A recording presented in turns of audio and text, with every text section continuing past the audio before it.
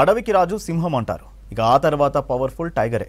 ఇక ఎక్కడైనా సింహం పులులు కనిపిస్తే మిగతా జంతువులన్నీ అక్కడి నుంచి పారిపోవాలి, లేదంటే దొరికిపోవాల్సిందే. కానీ మహారాష్ట్రలోని తాడోబా అభయారణ్యంలో మాత్రం సీన్ రివర్స్ అయింది. తన కూనపై దాడికి యత్నించిన పులిని తరిమి కొట్టింది తల్లి ఎలుగుబంటి. కూనతో కలిసి వెళ్తున్న ఎలుగుబంటికి టైగర్ ఎదురైంది.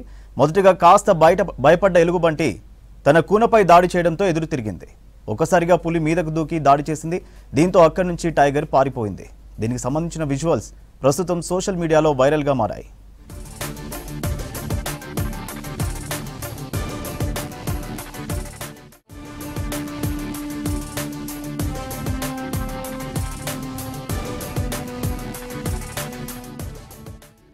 అడవికి రాజు సింహం అంటారు. ఇక ఆ తర్వాత పవర్ఫుల్ టైగరే.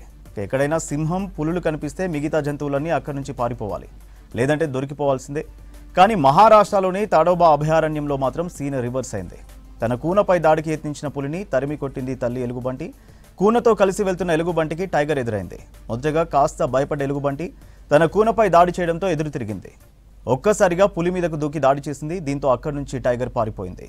దీనికి సంబంధించిన విజువల్స్ ప్రస్తుతం సోషల్ మీడియాలో వైరల్గా మారాయి.